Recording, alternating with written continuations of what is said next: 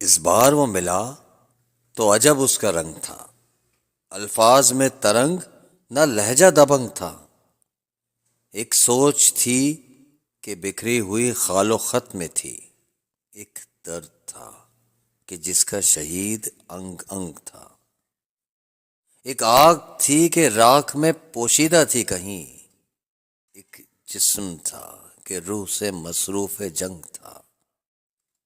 میں نے کہا کہ یار تمہیں کیا ہوا ہے یہ؟ اس نے کہا کہ عمر رواں کی عطا ہے یہ۔ میں نے کہا عمر رواں تو سبھی کی ہے۔ اس نے کہا کہ فکر و نظر کی سزا ہے یہ۔ میں نے کہا کہ سوچتا رہتا تو میں بھی ہوں۔